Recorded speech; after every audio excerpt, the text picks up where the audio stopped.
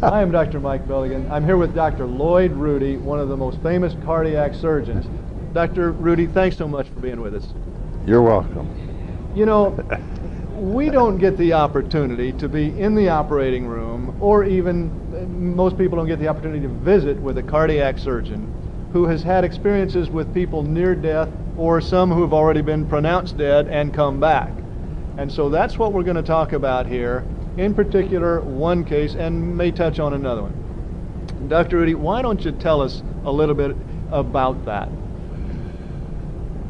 We had a very unfortunate individual who on Christmas Day had, from an oral infection, infected his native valve. If your native valve has the slightest defect, whether you were born with it or you developed it later, it calcified a little and the valve leaflets don't move or whatever, the body recognizes that as something abnormal that it's got to take care of. Okay. So that's what happened to this man, and one of my junior partners was on call, and he had to do an emergency valve resection. Once we were able to accomplish the repair of the aneurysm and the replacement of the valve, we could not get the person off of the bypass. Every time the 4 or 5 liters of blood that we were pumping around his body, we would reduce down to 2 or 3, he'd begin to weaken and his blood pressure would go down and so on. And to make a long story short, we simply couldn't get him off the heart-lung machine. Right. Finally, we just had to give up. I mean, we just said, we cannot get him off of the heart-lung machine, so we're going to have to pronounce him dead. Right. So we did that. And so the anesthesiologist turned his machine off, and the bellows that were breathing for the patient stopped. That machine was quiet. The anesthesiologist went into the surgeon's lounge. He hadn't eaten anything all day, so he went in to have a sandwich. And the people who usually clean up the instruments and all that were coming in and taking away all these tools. And my surgical assistant closed the patient in a way that a post-mortem exam could be done, because anyone who succumbs on the table has to, by law, has to have an autopsy. Right. So he closed him up briefly, just a couple 3 wires here and a big stitch to close his soft tissue. Well, the machine that records the blood pressure and the pulse and the left atrial pressure and all the monitoring lines and things continued to run the paper out onto the floor in a big heap. Nobody bothered to turn it off. And then we put down a transesophageal echo probe, which is just a long tube that has a microphone on the end of it, and we can get a beautiful picture on a monitor of the heart beating. Well, that machine was left on, and the tape, the VCR tape, continued to run. Right.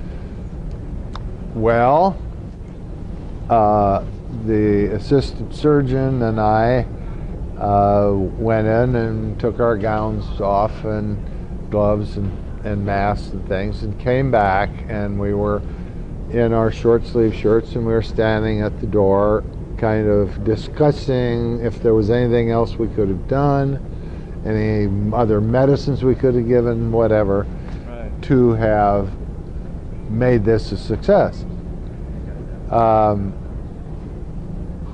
And as we were standing there, it had been at least 20 minutes. You know, I don't know this exact time sequence, but it was close to 20, 25 minutes that this man recorded no heartbeat, no blood pressure, and the echo showing no movement of the heart, just sitting there. And all of a sudden we looked up, And the surgical assistant had just finished closing him. And we saw some electrical activity. And pretty soon the electrical activity turned into a heartbeat. Very slow, 30, 40 a minute. And we thought, well, that's kind of an agonal thing. And we see that occasionally, that the heart will continue to beat even though the patient can't generate a blood pressure or pump any blood. Well, pretty soon we look and he's actually generating a pressure. No, we're not doing anything. I mean, the machines are all shut off, and we're stopped all the medicines and all that. Right. And so I start yelling, "Get anesthesia back in here!" and get the nurses. And to make a very long story short, without putting him back on cardiopulmonary bypass, heart and lung machine and stuff, we started giving him some medicines, and anesthesia started giving him oxygen, and pretty soon he had a blood pressure of 80, and pretty soon a blood pressure of 100, and his heart rate was now up to 100 a minute, you know. He recovered and had no neurologic deficit. And for the next 10 days, 2 weeks, all of us went in and were talking to him about what he experienced, if anything. And he talked about the bright light at the end of the tunnel, as I recall, and so on. But the thing that astounded me was that he described that operating room floating around and saying, "I saw you and Dr. Cattaneo standing in the doorway with your arms folded talking. I didn't know where the anesthesiologist was, but he came running back in. And I saw all of these post-its sitting on this TV screen.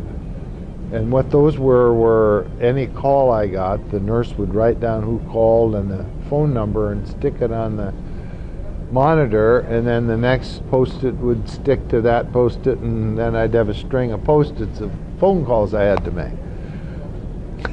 He described that. I mean, there's no way he could have described that before the operation, because they didn't have any calls. No. Right? And he's sitting on, And he's lying on the, so he must have been floating. He was up there. Yeah. He described the scene, things that there is no way he knew. Right. I mean, he didn't wake up in the operating room and see all this stuff. No. I mean, he was out. Right. And was out for, I don't know, even a day or two. Right. While right. we recovered him in the intensive care unit. So what does that tell you? What does that tell you? Was that his soul up there? It's hard to know. But It certainly brings that possibility into play. It always makes me very emotional. There have been other instances, like one other I remember so vividly was a guy who was on anticoagulation, medicines that keep you from clotting. And I don't even remember the operation or whatever, but we had to do him right away. And you try and reverse that as much as possible, but it's impossible to completely do it. And we were in there and we'd finished the surgery and we just simply could not stop this person from bleeding. Right. I mean, we pulled out every gun in the armory to try and get this everything you can possibly do. Yeah, and we finally decided we're not going to be able to stop this bleeding. Right. And all of a sudden,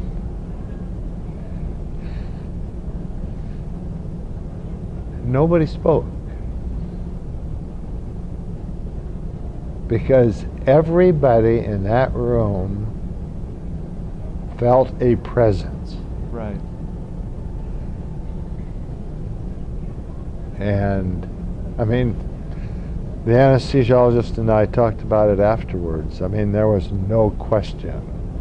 There was a presence in that room. Right. And he stopped bleeding just like that. How do you explain that? What is your take on that, Dr. Rudy? Oh. There's something out there that, you know, people with faith believe is there. Some people call it God, some people call it other things, Buddha or Muhammad or whoever. It has convinced me there is something out there. Something out there. It is so good of you to share this with people who don't get the opportunity to be at those near-death or post-death experiences. I don't know. It just convinces you that the strings are being handled up here somewhere. I mean, you know. Absolutely. And it makes me very emotional. I can tell. Yeah, it does me as well. And I'm so pleased that you would share this with these people in this video who just don't get that opportunity. Is there any last things that you'd like to say? Well, just that I presented this case to 13 other cardiac surgeons throughout the country in a special meeting, and they had several similar experiences, not quite as dramatic as the one I had, but everybody that deals with that every day has had those experiences. So it's not just me. Right. Exactly. So, Dr. Rudy, thank you so much for sharing. You're welcome.